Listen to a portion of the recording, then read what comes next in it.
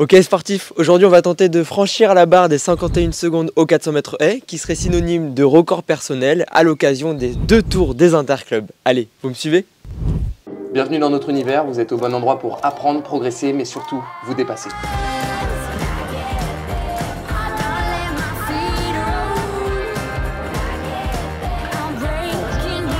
Ensemble on va se faire plaisir, et on n'oublie pas de se faire plaisir. Allez, 1, 2, 3, prends! Nous nous retrouvons le dimanche 4 mai 2025 pour l'ouverture de la saison estivale à l'occasion du premier tour des interclubs. Une compétition que j'attendais tout particulièrement après une saison hivernale blanche et des semaines d'entraînement sous le soleil. C'est ainsi sur ce stade de Noisy-le-Grand que nous allons, l'équipe de l'EACPA, nous illustrer pour déterminer qui courra 2 semaines plus tard lors de la grande finale des interclubs. Sous ce timide soleil parisien, je peaufine mon échauffement et me tiens prêt sous les ordres du starter pour ce premier 4H de la saison.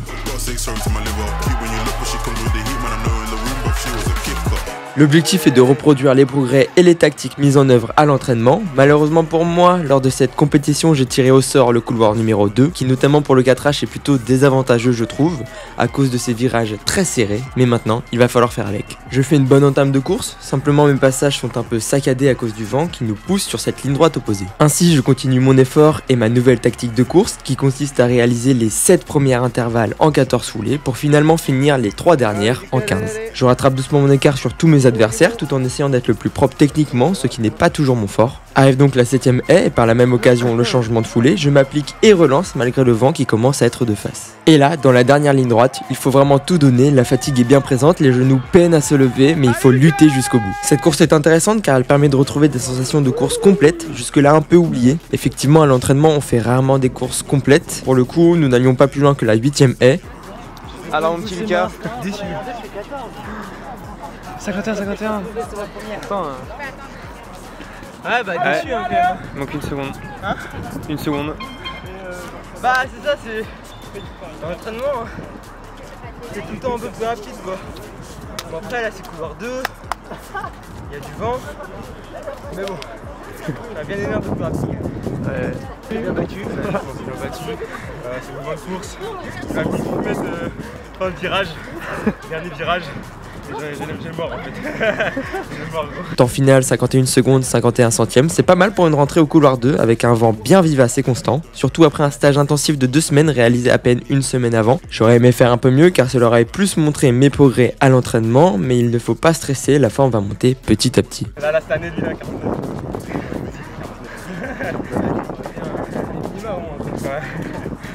Comme vous l'entendez, le terme minima commence à être évoqué, je vais tout vous expliquer. En effet, cette année, je suis en dernière année espoir, la catégorie U23, et cette année aura lieu les championnats d'Europe U23 à Bergen, auxquels j'aimerais participer. Pour ce faire, les minima sont fixés et seulement 3 athlètes par discipline pourront être sélectionnés. Sur le 400 mètres haies, les minima sont fixés à 50 secondes 20 centièmes, c'est pourquoi j'ai hâte de faire descendre mon chrono pour me rapprocher de ce standard attendu par la Fédération française d'athlétisme.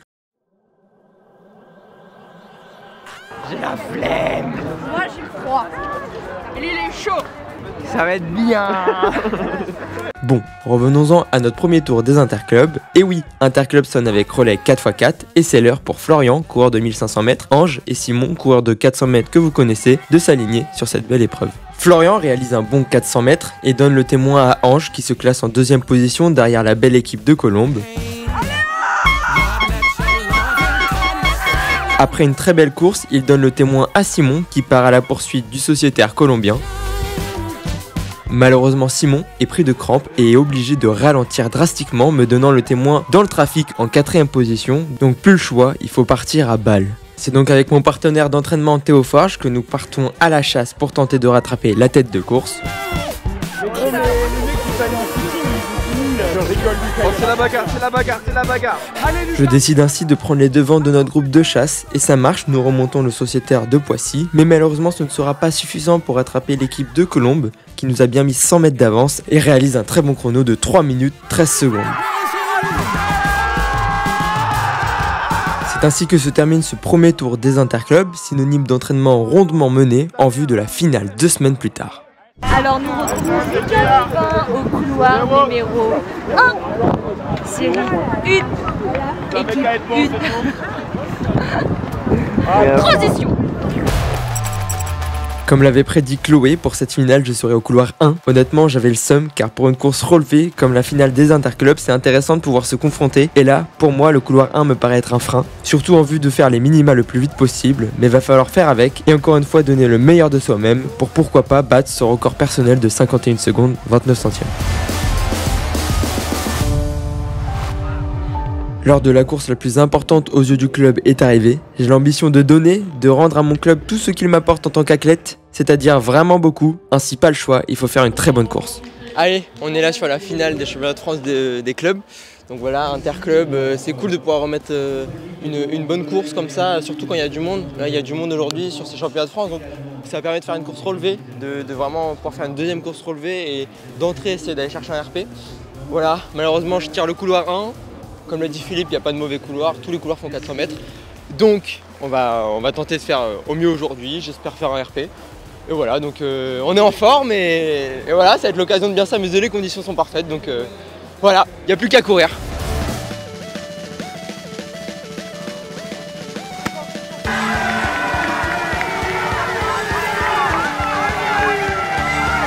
Nouvel ensemble, voilà, centré. Centré. Ouais. Je panique donc je sais plus parler.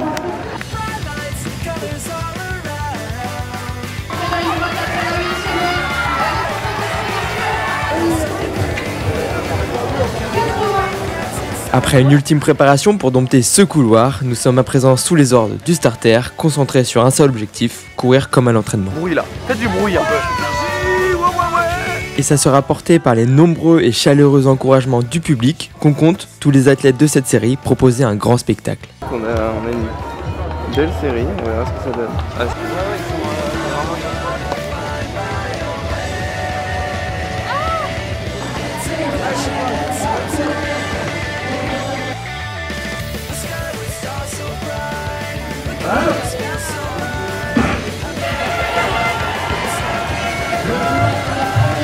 Ça y est, le départ est donné et on voit d'entrée que mes adversaires prennent un départ canon. C'est assez impressionnant de voir ça après coup. Un gouffre commence à se creuser, cela donne l'impression que je pars lentement alors que je suis dans mes allures. Ils sont loin mais lors de la course je suis concentré que sur moi et je ne m'en préoccupe pas. La course n'est pas parfaite et je le sens dès la fin de cette première ligne droite. En effet j'ai fait des erreurs, j'ai cette sensation de perdre du temps sur chaque obstacle. Cela se traduit par des sauts plutôt que des réels franchissements et je tape même la 4e haie. Mais il faut s'accrocher, une course c'est 400 mètres et pas seulement 200. Ainsi je maintiens mon intervalle de 14 jusqu'à la 7. Puis, même si le virage est très serré, il faut relancer dans ces 150 derniers mètres car c'est là où j'avais pêché lors du premier tour. Là, il faut rester solide et lucide jusqu'au bout. Et on voit que c'est ce que je suis en train de faire, là où tout le monde craque. Je suis encore très propre techniquement et rattrape mon retard. Après un bon dernier franchissement, je vois que je suis 3e et que je peux encore grappiller du terrain. Je termine donc en 2e position et c'est un record personnel à la clé en 50 secondes 99 centièmes, ce qui est vraiment encourageant en vue de la course qui est plus que perfectible. Je ne sais pas si on peut dire que les moins de 51 secondes sur 400 mètres haies est une barre symbolique, mais pour moi elle est très importante et ce centième sous les 51 secondes me motive encore plus pour repartir au charbon.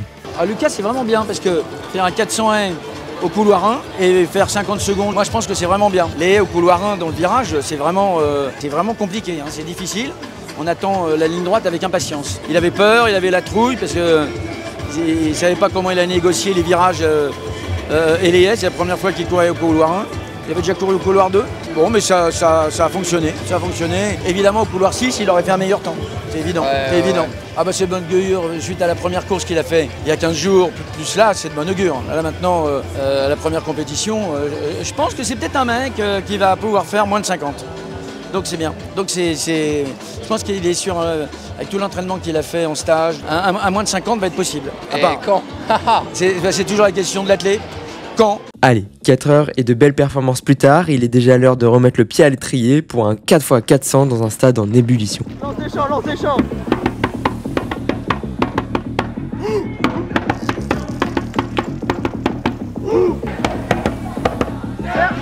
On est prêt à remettre le couvert, donc là 4 x 400 mètres.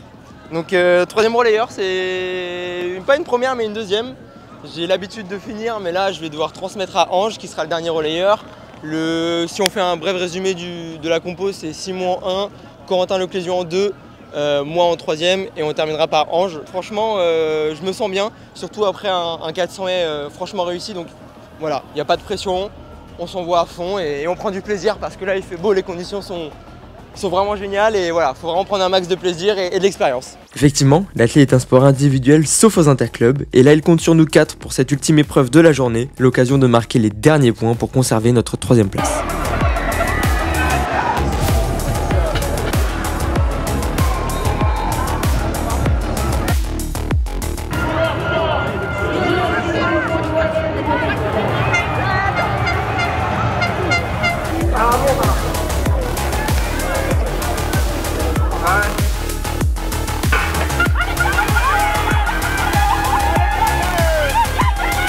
Et c'est Simon qui lance ce relais qui risque d'être rapide, lui qui a un record en 46 secondes 00, il va être d'une grande aide. Poussé par les encouragements de la foule, il remplit parfaitement son rôle en donnant le témoin à Corentin aux avant-postes, lui facilitant le rabat.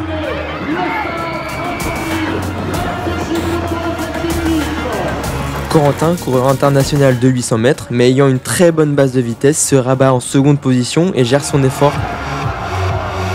Il passera aux 200 mètres en 24 secondes, ainsi cette gestion de course très lisse et régulière propre au demi-fondeur lui permet finalement d'attaquer dans les ultimes hectomètres pour prendre une avance considérable sur nos adversaires. Malheureusement c'est le drame, on va perdre de précieuses secondes et plus précisément 3 énormes secondes suite à une mauvaise coordination entre lui et moi. En effet Corentin va chuter violemment lors du passage de témoin, de mon côté effectuant le mouvement du passage machinalement et puis le moment où je ferme la main, le témoin me passe entre les doigts, de cette manière j'effectue 3 pas d'élan le temps que je ne me rende compte que finalement je ne l'ai pas. Maintenant il faut que je fasse demi-tour à contre-courant des athlètes pour attraper le témoin que Corentin a miraculeusement gardé dans ses mains pour pouvoir lancer mon effort. J'essaye donc de me lancer dans une remontada, tout va très vite dans ma tête, je veux rattraper le peloton de chasse pour pouvoir me placer au mieux. Ce que j'arrive à faire, mais malheureusement je cours longtemps sur le couloir 2, me faisant faire plus de distance. Une fois remonté à la hauteur de mes adversaires, j'hésite à poursuivre mon effort pour tenter de les déposer, mais à ce moment-là je pense à l'énergie que j'ai déjà laissée pour cette remontée et décide de me caler au chaud, stratégie que je regrette car je pense qu'au final la fatigue éprouvée dans la dernière ligne droite aurait été la même. Arrivé dans cette dernière ligne droite, c'est réellement la guerre, on est 7 équipes massées sur 2 couloirs et il faut se faire sa place. Je tente donc de dépasser au couloir 2, mais me retrouve une première fois enfermé entre le sociétaire de l'Athlé 92 et celui de Montreuil. Puis le sociétaire de Bordeaux me coupe la route, me faisant aussi ralentir. Je transmets donc le témoin en 6ème position, en 47 secondes 40. Après une course brouillonne, on peut se le dire. Et notre dernière balle part comme une balle, sans mauvais jeu de mots. Ange fait un départ tel le coureur de 400-200 qu'il est et tente de rattraper les nombreuses secondes qu'on a perdues. Il dépasse tout le monde au couloir 2 et vient se caler dans le sillon du sociétaire breton.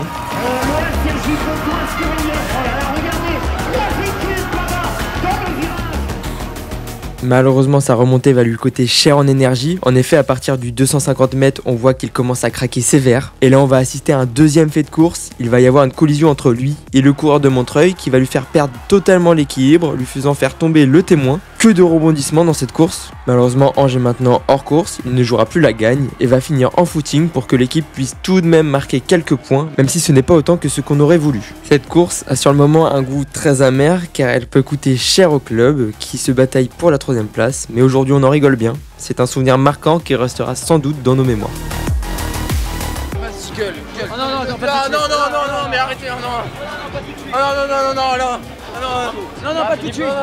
Arrêtez. Finalement, plus de peur que de mal, le club était et restera 3ème, un soulagement général laissant place à la fête. C'est une journée rondement menée, je suis très fier de mes performances qui traduisent le travail des coachs ainsi que le mien. Les efforts payent et c'est de bon augure pour la suite de la saison. Voilà, j'espère que cette première vidéo sur la quête des minima vous a plu. L'histoire ne fait que commencer, merci de l'avoir suivi, hâte de vous retrouver très bientôt, à très vite.